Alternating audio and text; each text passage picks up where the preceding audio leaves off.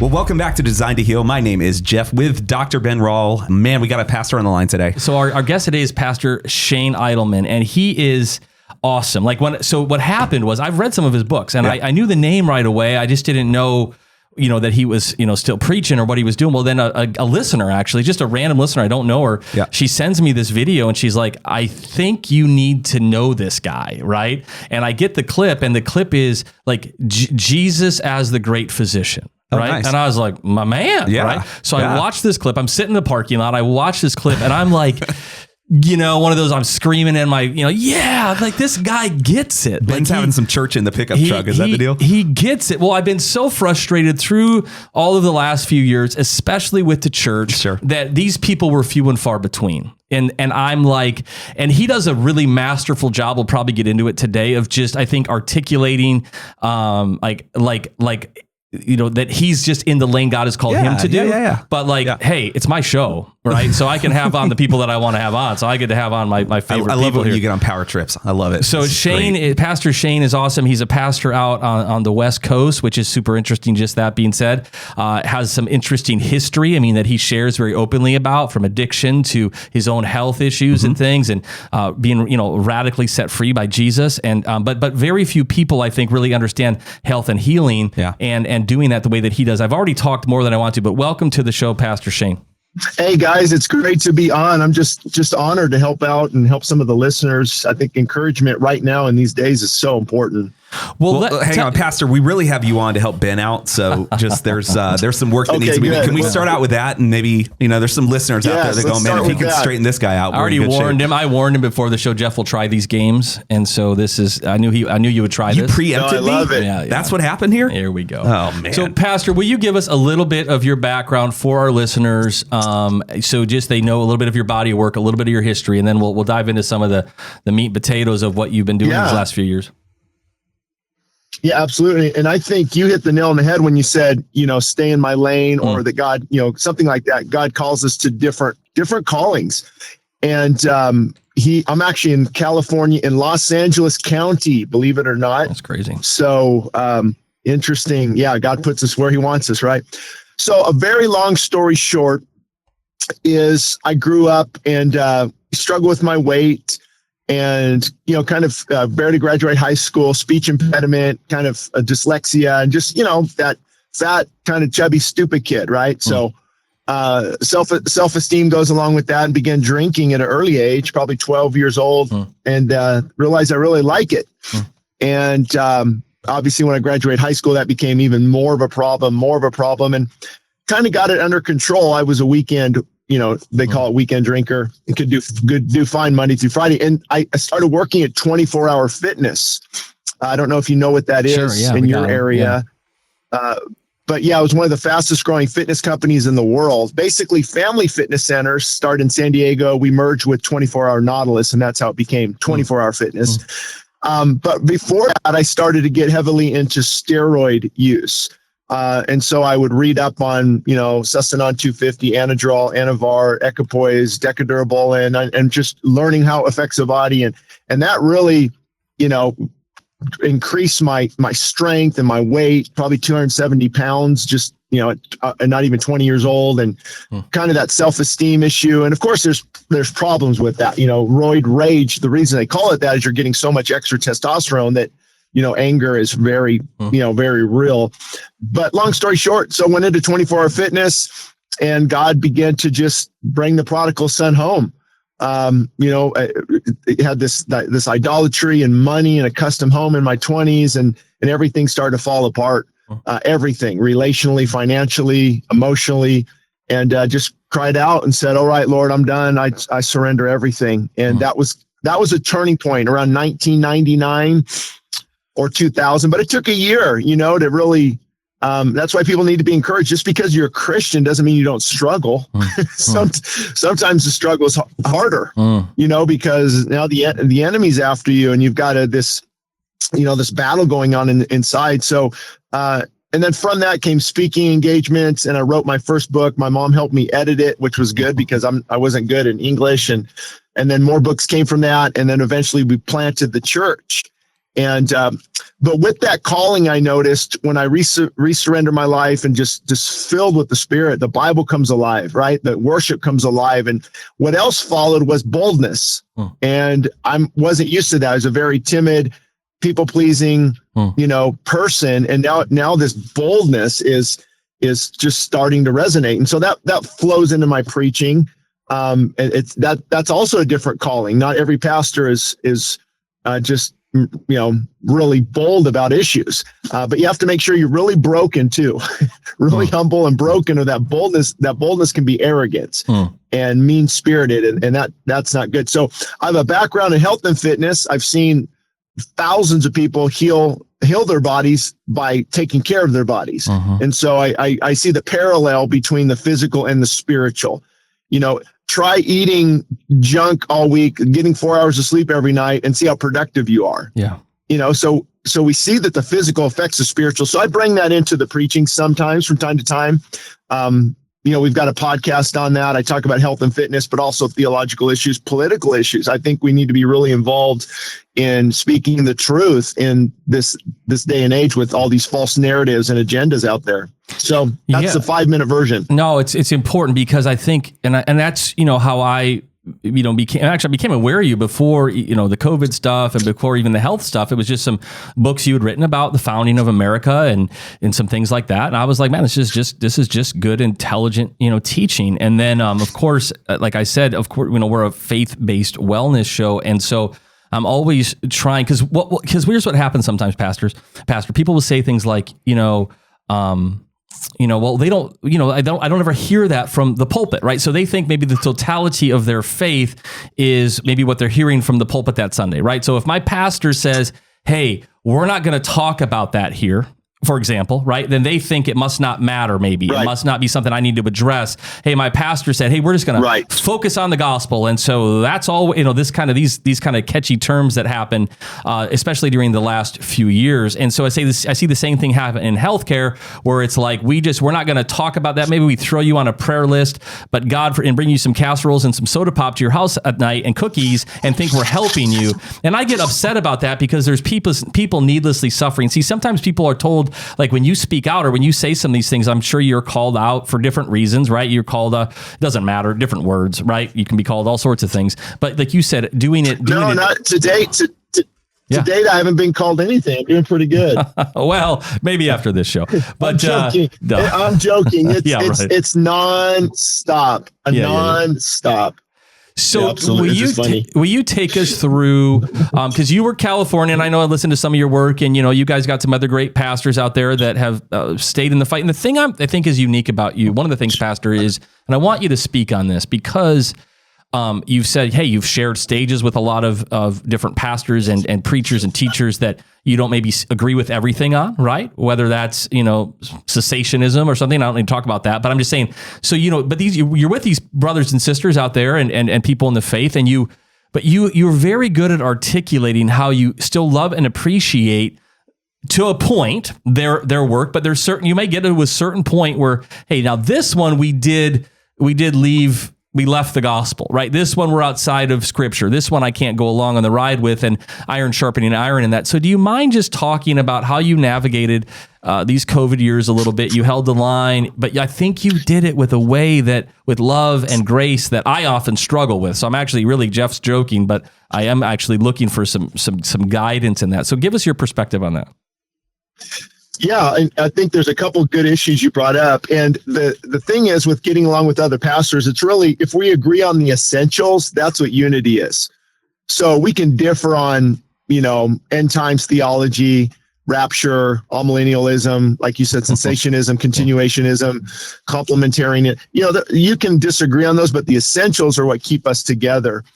And so what I found is there's actually probably 4 different things that work. And it's funny you tied it in together, maybe not knowingly, but a lot of pastors don't speak about physical issues, right? Yeah. Diet or physical. And also, a lot of pastors don't talk about what was going on during COVID and how to take a stand. But to answer your question, and I'm a work in progress, so what I'm about to say, I have not mastered. So I don't want the listeners to think I have.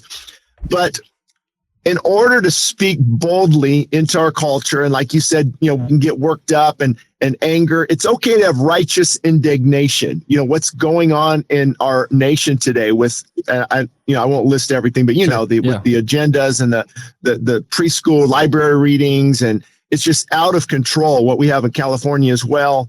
And so it's okay to be angry, righteous indignation. Jesus was angry when he threw the money changers out, and God, one of his characteristics, you can see that he hates sin. So it's okay to have that, but I have to make sure I spend enough time in the prayer closet where I'm broken before God and humble before God. And Father, I don't want to go out here and say this, help my heart, look at my heart, get my heart right. Lord, I need to humbly speak your truth. And during the COVID era, I actually took a sabbatical and I fasted. I would say, 45, 50 days out of the 100 days I was off, and praying and fasting 2, 3, 4, 5 hours a day. And I realized the only reason I'm saying that is for this reason, is the more time I spent with God, the bolder I became.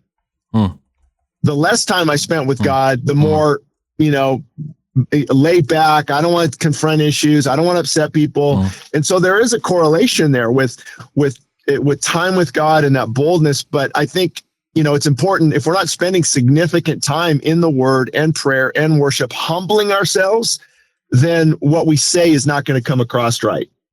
For sure. I think, but to also answer your question, there's four.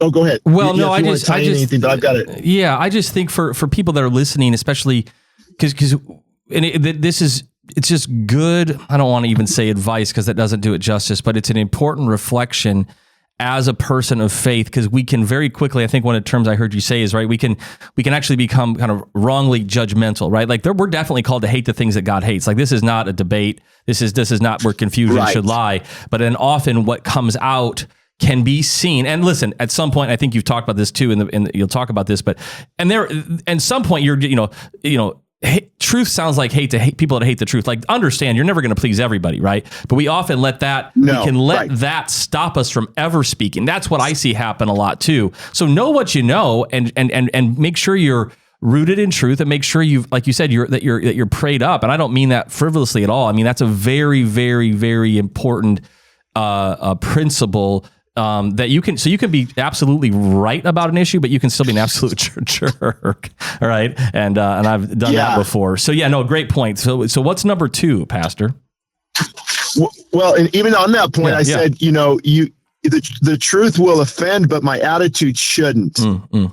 That's what tilts the scale. And then also when you talk about, people who maybe don't like what you're saying, and how do you juggle that? Well, I always look at the character of the critic. Remember those 3 words, the character of the critic. Are these people spirit-filled believers who truly love me and the ministry, and they're offering, hey, Shane, you're being a little too hard. You're being too, then God uses that to sharpen iron. But, that's why I don't look at the thousands of comments. I don't respond. It's what's the point? I don't even know these people. Right. But anyway, so why pastors let's just even talk about, and we can tie it in with COVID, but why they're silent on, I think, helping people in the area of health and fitness is a couple different things. Number one, they lack the knowledge.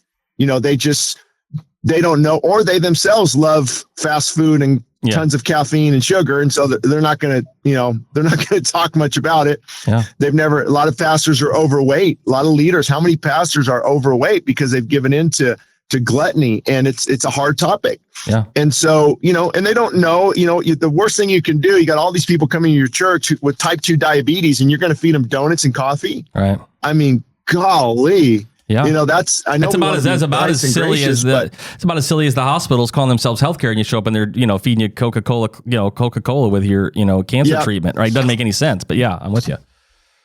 Yeah. Drinking. Well, I won't name the drink in case, but there's, these, and then also a lot of pastors, a lot of people just don't want to offend. Like, I don't want to offend. Right. But the truth offends. There's just no way around it. So they look out and they say, man, half my congregation are struggling with obesity. They've got all these health issues. Gosh, I don't want to, I don't want to rock the boat. But when you rock the boat, people sit up straight. When you step on toes, they get their feet out of the way. And so I've noticed that people to really change, I'm talking about really change, they need conviction. They need to be hit with that word of God sledgehammer and just, and be convicted. That's right. I need to work on that. Now, out of 100 people, maybe 10 will leave the church. The other 90 will embrace the conviction, right? So it's that's what's happening. They don't want to offend people. They don't have knowledge. And also it is their calling. Now, I wouldn't, because God called me to do this. Not every pastor is going to talk about health and fitness and diabetes and fasting and autophagy and stem cells and telomeres and, how that affects the body. But, it's part of my calling. So that's a no-brainer. And then I hear this a lot. I don't know if you guys, I just saw it on Facebook recently. Pastor, bodily exercise profits a little. And so that's their excuse to stay 60 pounds overweight and die 25 years early and not be productive towards the end of their life. Well, the Bible actually says when comparing it to spiritual things, it doesn't compare, right? Of course. But also it says profits a little. So there is a little bit of profit even now, right now, taking care of this incredible gift that God has given us. And I know when I'm overweight, when I'm not eating good, I could be a better parent, a better father, a better pastor, a better leader. We can improve in so many areas when we take care of this gift that God has given us. So, and I've noticed people that, and I don't want to get too nitpicky, but just to that last comment you said where, compared to spiritual, what I have found in my experience when I deal with people regarding issues like that is it's often like, I actually would be okay if they were actually then doing that, right? It's like when I meet these certain churches say, I'm just focused on the gospel, but then I know what you preach and I've listened to enough and you're actually not even doing that. You're actually following oftentimes the narrative of the rest. So I actually, like you said, I have the respect for the sold out pastor on that issue that says, hey, just to let you know, you may not see me running a marathon because I'm just so focused on, the spiritual side. I'll be like, all right, I can live with that, right? I can understand that. But that's not what often happens. And so I know we're kind of splitting hairs there, but it's true, Well, you brought up a great point. And, near me within an hour and 15-minute drive, John MacArthur, Jack Hibbs and Rob McCoy, and they're not talking about these issues of health and fitness, nor should they. That's not their calling. But, and I'm just going to say this, I'm sure there's exceptions to the rule, but over the last 3 years, I've been to, I spoke at Turning Point USA Pastors Conference, and there's 1,000 pastors there. And now just from my perspective, when they say, hey, I'm just called to preach the gospel, that usually means they're being very cowardly in other areas. That's just you're not going to hear solid biblical preachers, even if they don't talk about health and fitness and all these, you're not going to hear them say, hey man, I just preach the gospel, because that means they're being challenged on all these other areas. Why aren't you talking about the aborting of children? Why aren't you talking about LGBTQ issues? Why aren't you talking about these things? Oh man, I just preach the gospel. So 9 times out of 10, it's an excuse to hide cowardliness. Yeah, that's well. Every time I hear it, and I think anybody, and again, I know we're getting stuck here. It's worth getting stuck here but for a person that's listening, it is. If there's so many, I really struggle with that excuse, because anybody, when you read the scriptures, or if you've been saved, you've had this encounter, you've had this experience where, like, I would be the first one to say that the gospel changed everything. But as from your position, and I feel this way, it's weird, we almost have this opposite role. I feel as a doctor, my responsibility was to make sure people know who the healer is, right? Like, so that's my mission in my office is, if I'm going to talk about healing, I have to talk about the healer. And then in your world, it's almost like, well, if I'm going to talk about, the healer, I better probably talk about what that looks like so people can grasp that. Because if I don't talk about that, the world has sold them such a perverted lie regarding healthcare that they may think healthcare is, an abortion with some pills and some, antidepressants and some high blood pressure meds and some, diabetes drugs and my heartburn drugs and my sleeping pills and my COVID jabs and my other jabs. And because You, pastor, didn't help them understand they'd been bamboozled. You didn't help them see they were being lied to, and understanding that there is a propaganda machine that has intentionally tried to lie to them since probably before they were born. I'm sorry, but you do have to kind of kick them in the pants a little bit because they've been lullabied to sleep thinking that pills, potions, and lotions is healthcare, but it's not. And all you've said before, and I know stuff you've read and that I've read and listened to of yours, and I might be more bold than you in this space only because I'm comfortable saying it, but like just put God first. That doesn't mean that you're never going to take a drug or never going to have a surgery and all that kind of stuff. And we don't even have to go down that rabbit trail. I'm just asking you, is he even on the table? Right? Is he even on the table about that stuff? And that's where, listen, exactly. You don't have to get up and be a health expert as a pastor to preach on health. You can absolutely get up there and say Jehovah Rapha. You can absolutely get up there and talk about creating your likeness and image. You can absolutely get up there and say, we have an epidemic in this country where we take all these pills, potions, lotions, and dope, and we're just as sick in the church as outside of the church, and our kids are killing them. Like, you know what I'm saying? Of course you know what I'm saying. This is what you do. But like, that's where I'm like, so what say you on that? Sorry, you lit me up there a little bit. I think we're going to make that 1 minute into a YouTube clip. That was so, and again, I want to be careful because I know a lot of pastors that are working hard and it's not their wheelhouse, and understand. But I do, when I look out there and, we're going to pray for, what are we praying for nowadays? Diabetes, heart conditions, even like mental challenges, anxiety, all the things we're praying for. I don't know if people realize a lot of that can be corrected by your diet and lifestyle. Absolutely. You don't have to go on statin drugs for the rest of your life, or blood thinner, Coumadin, and these types of things, and diabetes. What when you go to your doctor for type 2 diabetes, not type 2, they tell you, okay, we're gonna have to get you on insulin. We're gonna have to do this. There's really no healing that's gonna happen. We're just gonna help you. We're going to help you through this. And you give somebody who's insulin resistant, you give them more insulin, when insulin is a fat storage hormone versus glucagon is, is much better to increase that through fasting. And so you're offering them nothing that's going to help. Yeah. And so I can pray for their diabetes. Sure. I can pray, and I believe in God will heal in spite of us, regardless, but how many people are sick and unhealthy simply because they're not taking care? Because I think, I'm going to be a little controversial here, but I think asking God to heal us when we know we are in open rebellion against being good stewards of this body is, it's probably something we need to look at. In other words, yes, God is convicting me. I'm 50 pounds overweight. Or, for example, God is convicting me. I need to stop eating all this sugar and drinking and having all this. God is convicting me, but I'm going to ignore these convictions and instead just come and pray for healing. Now, again, I'm not minimizing praying for healing. Absolutely. I think God does things in spite of us, but he also calls us to use wisdom and be good stewards. Do you? Yeah. Well, I mean, it's so... It almost was, like you mentioned a little earlier, it is almost a litmus test in a sense, meaning if you won't, because it's changed so much, right? The churches can't speak out on anything. It's affirm everything, right?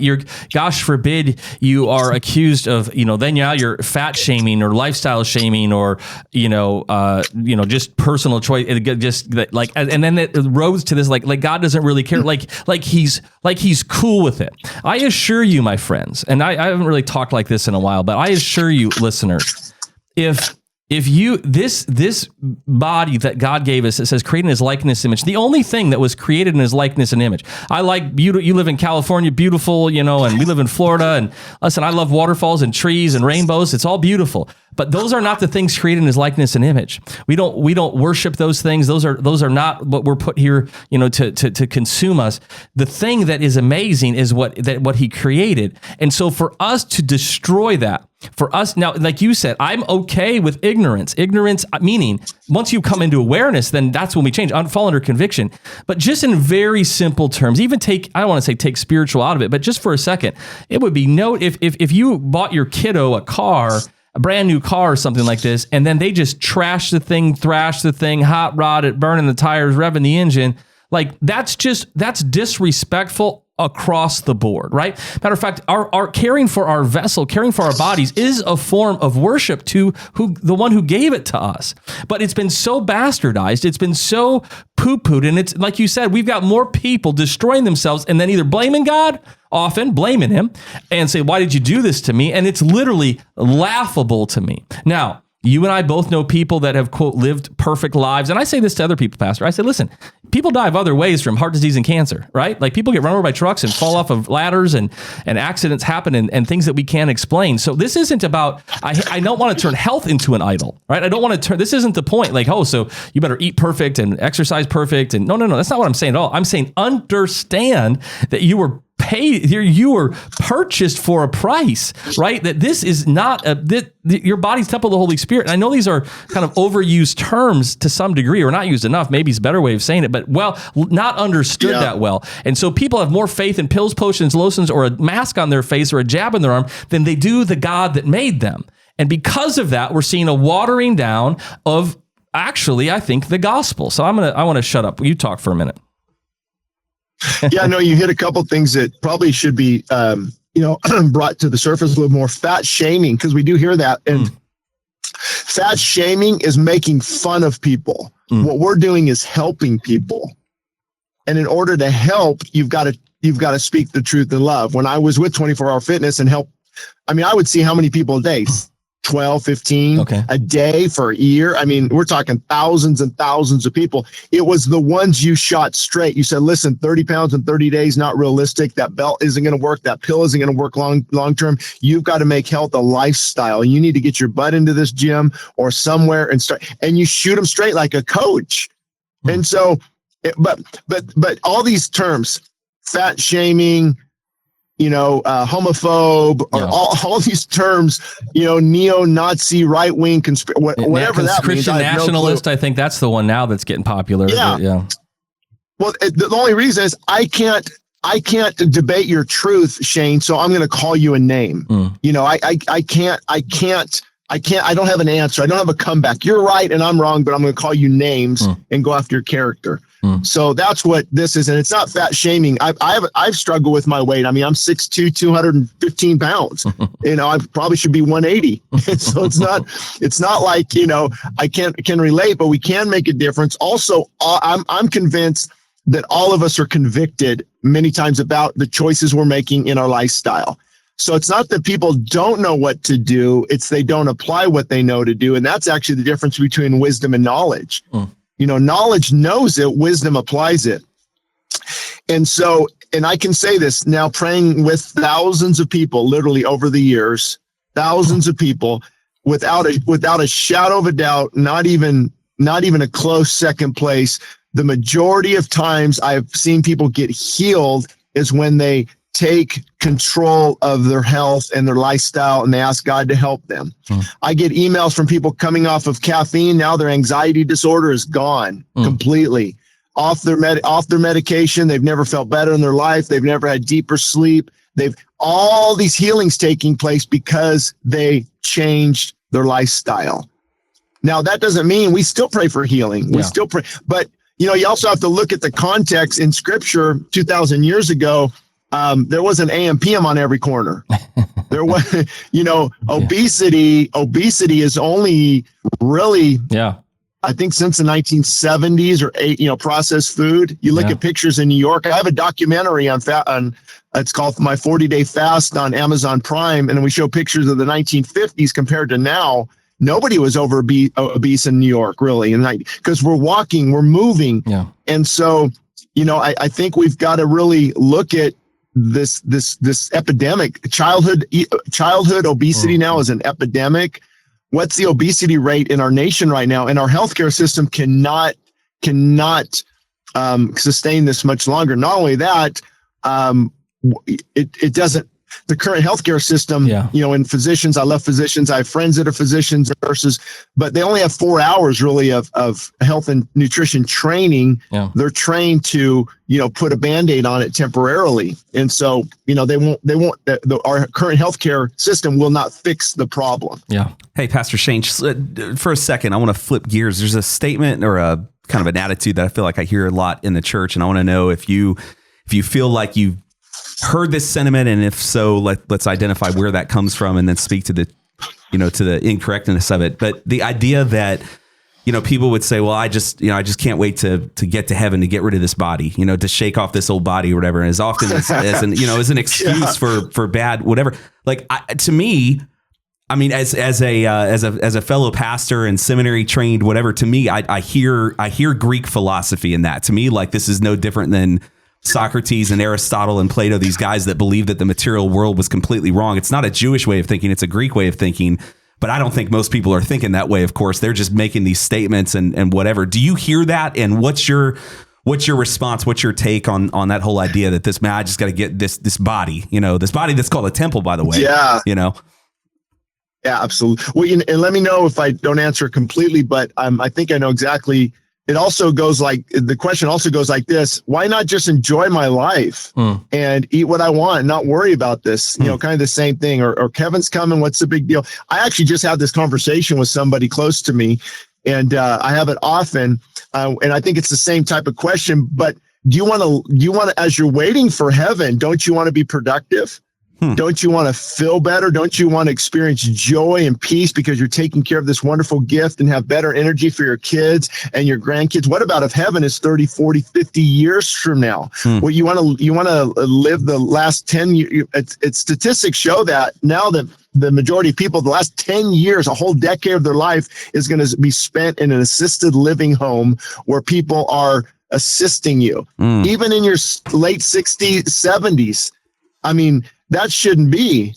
Yeah. As all. So I don't know if I answered that right, but the whole key is productivity and pleasing God. I can witness to more people. I can be more productive. I can resemble the gospel. I discipline my body lest I bring it in subjection, Paul said, or when I preach to others, I myself am disqualified if I constantly give into the lust of the flesh. This is maybe a little rough teaching as well, or thought, but if you take that idea to the extreme, then the art, I remember somebody saying this one time, if it's all just about that, then just when a person gets saved and gets baptized, just keep them under the water and finish the job, get them right to heaven. Right now, that is a horrible statement right there. Yeah. But clearly there is do you want to ordain Ben and bring him on staff? There is a purpose to our lives on this planet, right? That God has for us. And so that is such a selfish statement that has no concern for others, for the life that God gave you. It's really, but the fact that things and I hear that, Jeff, because I've heard it. You've heard what you said, and then what Pastor just said the other way, which is I just want to enjoy my life. And I think both of them, those statements are the wrong. They're so off base that they don't even make sense. Once you realize, what has been done for you, right? Yeah. That you were I remember this one girl one time, and Pastor, I know for sake of time, I want to give you some final thoughts here. I want you to be able to share what you want to share here and let people know how they can follow you and listen to you're very generous on your website. You have all your sermons up there and great teaching, and your podcast is awesome. But there was, when we think about how do we marry this, how do we, somebody might be sitting under, I'm just going to say they're sitting under teaching, or they've never really thought of it like this before. They've never been challenged. They're right now they're listening. They are 60 pounds overweight. They are on some medications they don't want to be on. They're addicted. I know you've battled with addiction in your life. You're very open about it. You've written books about that. You talk about that, but we can be addicted to food, and we can be addicted to internet. We can be addicted to porn, not just, absolutely, Cheetos or heroin, and things like that. So I just want to, because although you're known for being bold, I also, when I listen, or partly known for that, when I listen to you, you also are incredibly encouraging. You're incredibly empathetic to the struggles and the suffering and the challenges. And so I don't want a person to get the wrong. I know we ranted here a little bit, and there's a time for that. Yes, that's more my natural personality. Yep. And maybe that's how I'm bent, and maybe you a little bit too. But what, because you get these people, right? And I know you've had this conversation more or as many times as I have working in healthcare. So what do you say to that? What do you want to say to somebody sitting on the other side of this so they don't misunderstand what we're talking about here? No, it's great. And I also want to point out when you said, the truth about healthy people even get cancer. Yeah. So it's not about, perfection and trying to find this perfect, diet that I'm going to live forever, but it's about productivity. And also, if we go a little long on time, that's fine. Okay. It's no biggie at all. If you want to bring out talk some more all things. day, buddy. But also, I should also say that when people say, I'm going to go to heaven, or I can, why not enjoy life? We know it's really just an excuse. Mm-hmm. So that's all that is. It's just an excuse. I don't want to change my lifestyle. I don't want to be healthier. And so here's what I'm going to say. So it has no bearing. It has no merit. It has no truth to it. But that's why they say it. Yeah. Because of that. And so, to encourage people, and you'll look at every single, just about, not everyone, but most of the prophetic books of the Bible, right? The Isaiah, Jeremiah's, Ezekiel's, and Joel's, and Amos's, and Obadiah's, and Jonah's, Micah's, they would convict the people, but then they would build back up.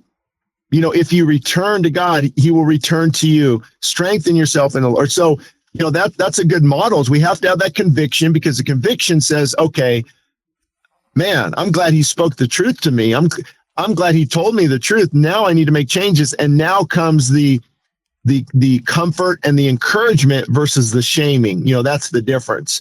So we actually put all my books, I don't know if you know this, all my books are available as free downloads right now on the church website.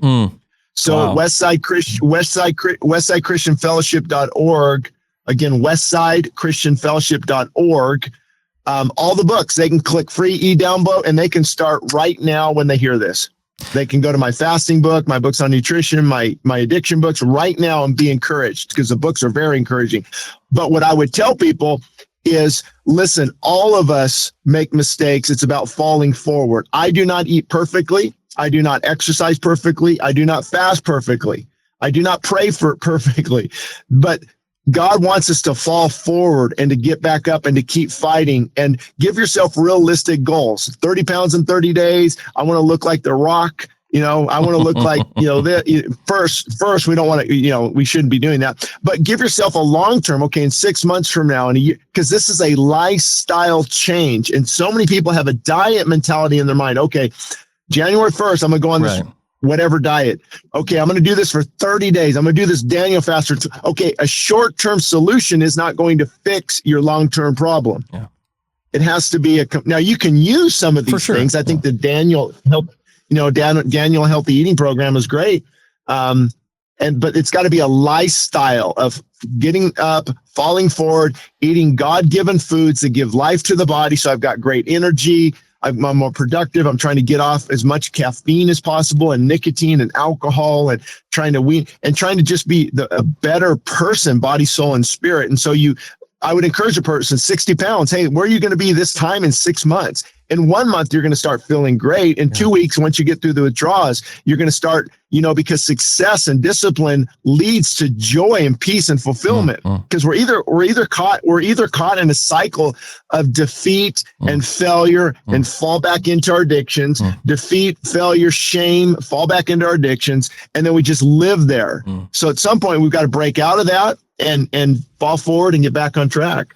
So since you said I can have a few more minutes with you, I want to bring up one other topic that I run into a lot, because I love reading, I love learning, and even in healthcare, it's just and things like that. So, but what I find is I'll read a great book, but there'll be sections in there that I just very much disagree with, right? So maybe they'll use a metaphor about, for example, in my world, sometimes they use a metaphor about like vaccination that I just think is totally off the mark, right? But they still said great things. Do you follow me? So like 80% of the book was awesome. Yep. But then they'll be like, oh, hey, the reason that we eat like that is because we've evolved that way for 9 zillion years, and that's why I need to go have a cupcake. I'm like, and that's where I get frustrated. And I heard you talk about this a little bit, because there's kind of two questions here, Pastor, that I want to kind of wind down with, and it may take us a while. But one of the things that you do have to keep on the table, I heard you say this, is there is a woke liberal agenda.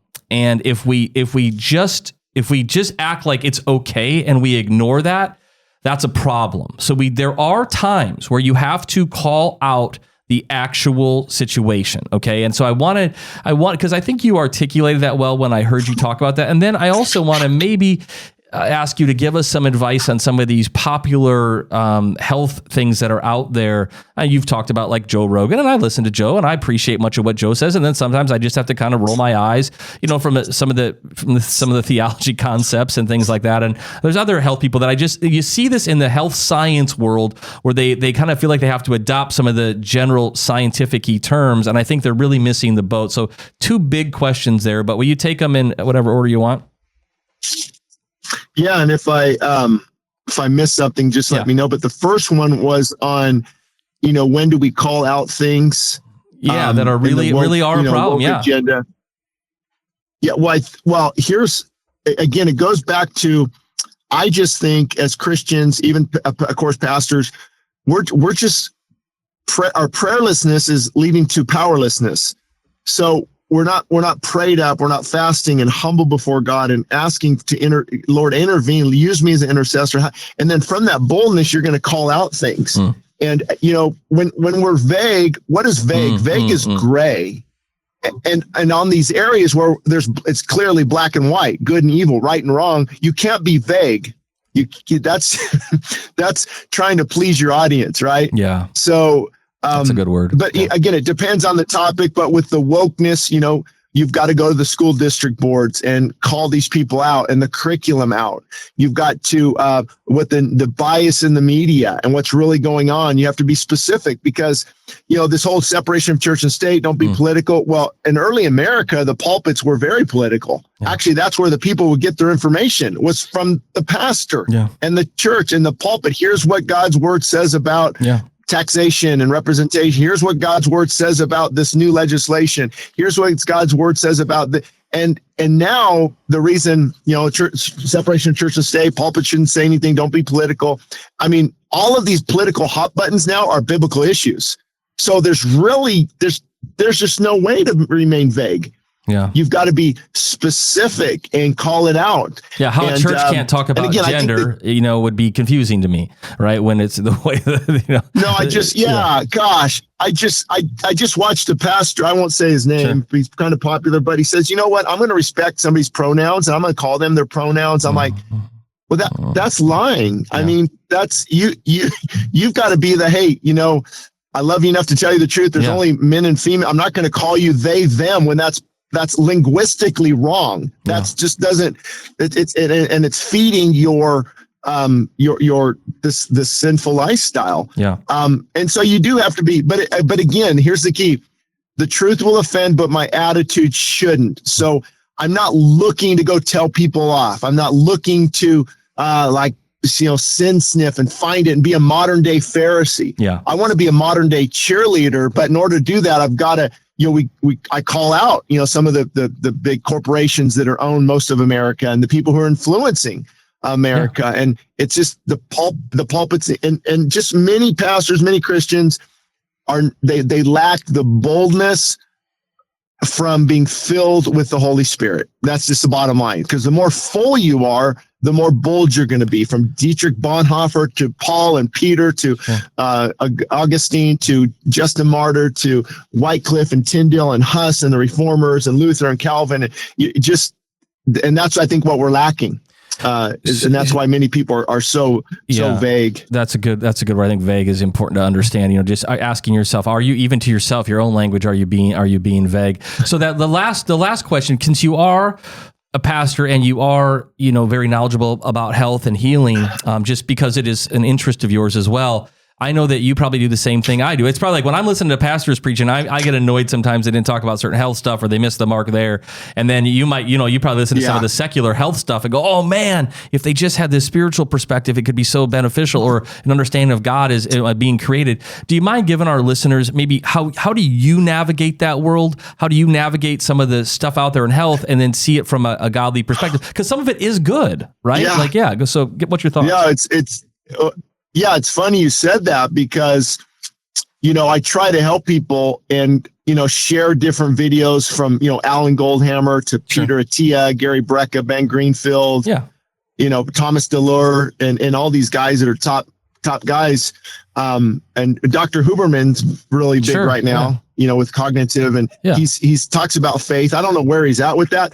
So Dr. Jason Fung and his work and Walter Longo is here about an hour from me, head of longevity at USC. And so, it drives me bonkers when they talk about, they're breaking down the cell, right? The ATP and the energy and the mitochondria and how autophagy kicks in after fasting and apoptosis, where it destroys the cell. And look at this. How does the body know to be protein sparing and go after the fat and not the I know. and then they say, where this is going. A million years ago. A million years ago when we evolved, give me a break. No little single cell amoeba is gonna have this system that is so complex. I don't think we even understand a fraction of how the body works. And that's why there's so many different diets, keto diet and paleo diet and plant-based diet. And I have thoughts on that as well, if we have a few minutes. It's like they can't bring themselves to say what God created. It's like they can't say that, right? It's they can't give God credit for creating. You actually, you hit the nail on the head 5 minutes ago when it's academia. They're too worried about the respect, and maybe they truly believe. That's what they've been taught, evolution.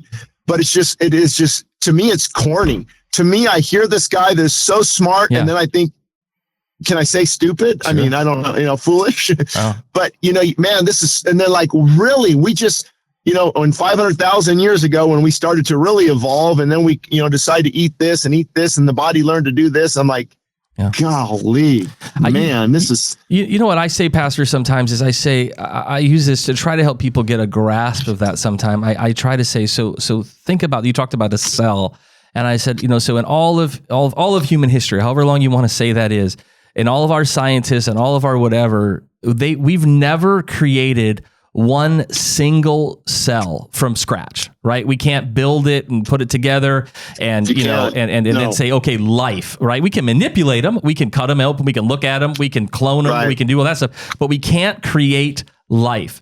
Yet in the 40 minutes we've talked, the body that God made and the heart that he beats inside of you and the eyes that he gave you that see has made literally millions of those cells and killed thousands of cancer cells and regenerated tissues and created memories and kept your temperature at this rate and breathed without you thinking and made saliva and digested food. And it's to me, it's so laughable. Like you almost said, they're almost stupid that if we can't appreciate the innate divine God-given wisdom of the body that he created. And to me, it just helps you understand it so much more and appreciate it. Because see, the medical mindset, the academia mindset, I think actually disempowers. It continues us down this fallacy road of let's just figure it out so we can manipulate it, drug it, yada, yada, yada. I say the other one, though, is like stewardship. I use a plant as an example sometimes. It's like, listen, you don't have to be a scientist about plants to take care of a plant. You got to know a few things.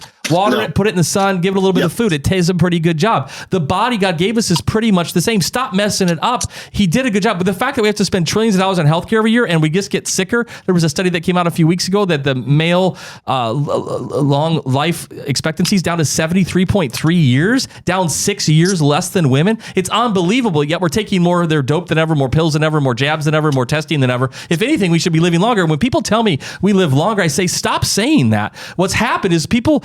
that's not true. People lived longer in the past. And what I mean by that, there was some change where less babies were dying, thank God, right? And most of that improvement, by the way, was through basic hygiene, Pastor. It was through refrigeration and clean water and sewer systems, not because of pills, potions, and lotions. But because of that lie, we go, look what medicine did. Look what science has done. And I'm telling you, it hasn't done that. That is a narrative lie that has perverted how you view God. And now you run to man's buildings and we say, we don't believe in goddesses of fertility. Yes, we do. We call them fertility doctors. We call them OBGYNs. And this is a lie that's happened to us where we don't think we have idols. We think it's silly they worship a golden calf. I'm telling you, you kidding me? Most people worship a doctor or a pill or their medicine cabinet more than they do the God that made them. Now you got me fired up again, Pastor. I'm blaming you for that. I love it. No, you summed it up well. And also, you're right, because what we're doing is we're keeping the dead alive longer. That's usually what I like to say. So, you live longer in years, but the quality of your life is severely diminished, if that makes sense. Yeah. I mean, look at most people by the time they are 65. I mean, they're just not doing well. They can't out watching get off the TV. floor.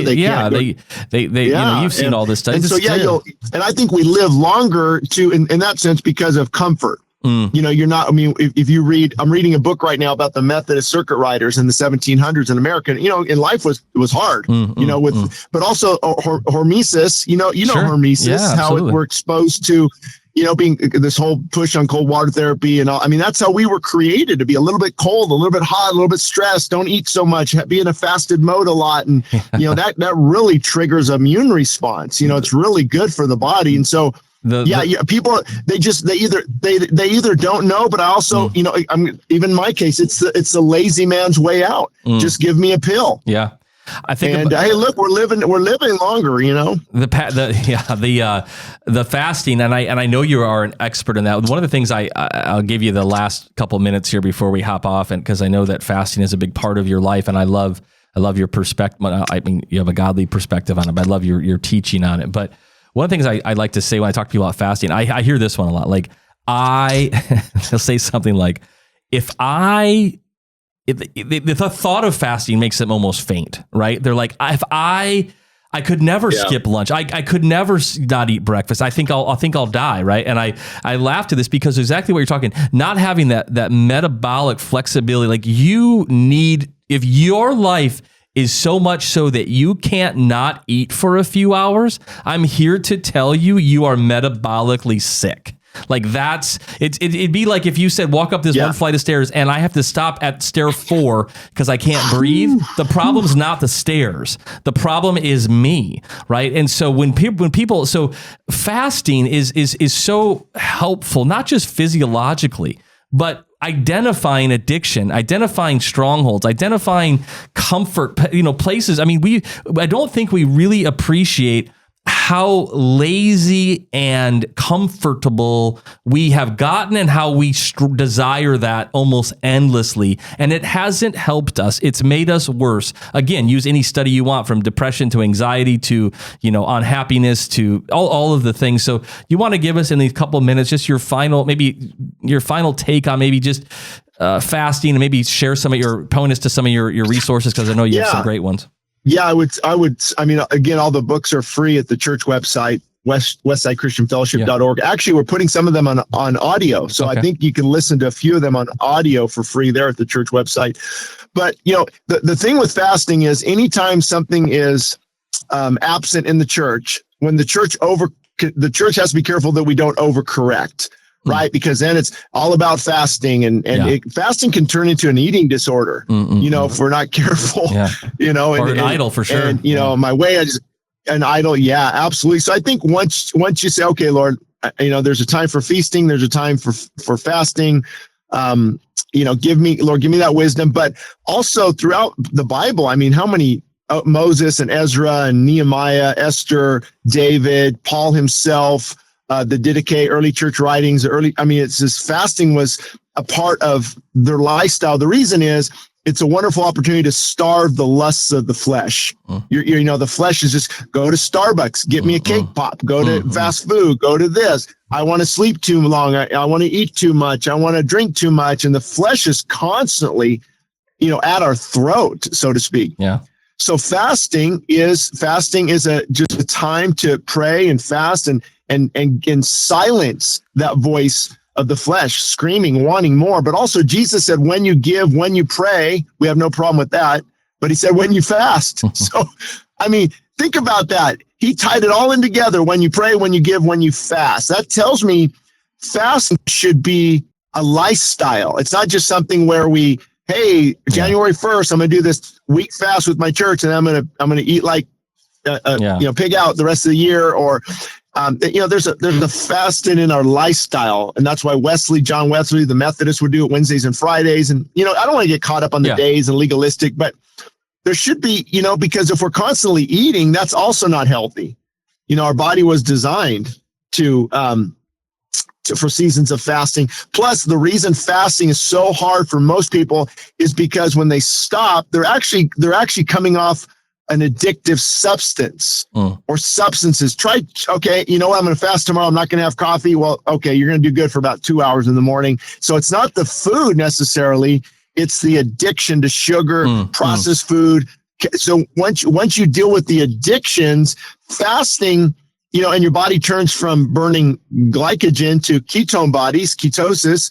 Once it makes that switch, you really lose hunger after about 3 days. And but even that, the keto flu, that's if people aren't used to it. Sure. So I think addiction and then wrong information. Do you know where the word breakfast comes from? Most people don't really know that. I think it comes from breaking right? your fast. Yeah. Yeah. And also created by the industry. Yeah. Right. Yeah. Exactly. Yeah. So I lean towards, breakfast used to be when I was in the bodybuilding world, you had to have breakfast and eat every 2.5, 3 hours to keep your metabolic rate up. We know that's not good because insulin rises and insulin sensitivity, but breakfast. So, your body's already in a state of by, 8 hours in, 9 hours, 10 hours in, then autophagy, begins to kick in or keto, your carbohydrate. So it's good to just go a while. I mean, people wouldn't get up and put something in the microwave for thousands of years. They would get up and, hey, let's go out and get some chicken eggs, or let's milk the goat, fresh goat milk. And so I just think we're just eating too much and too often and the wrong types of foods.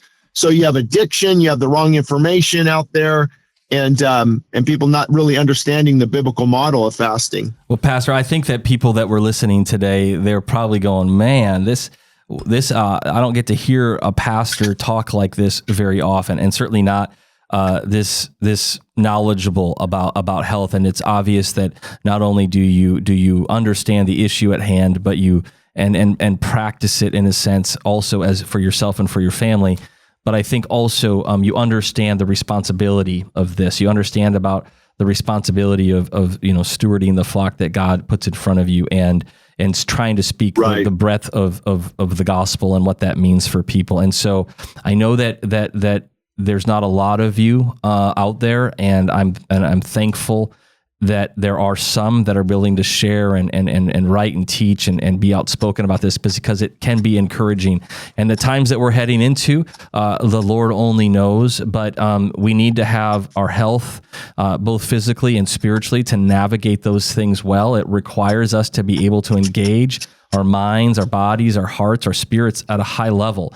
And so my prayer for all the listeners is that something today, there was not shame in there, that there's something convicts your spirit. Something makes you say, you know what? Yes, that's right. I gotta get a hold of this. I've got to be obedient to the call that God has on my life. And a part of that is stewarding the body that he gave me. All right. There's other parts to it, but that certainly is one of them. And so let this be encouraging.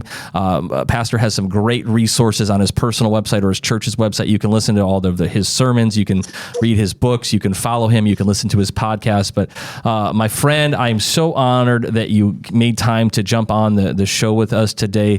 Thank you for fighting the fight in California. Holy smokes. And just bless your church and the work. And can't wait to have you back on the show to talk again sometime, Pastor. Take care. God bless. Yeah, I'd love to do that. I think it'll help listeners. And again, all the resources, they can start right now when they hear this. They go to westsidechristianfellowship.org.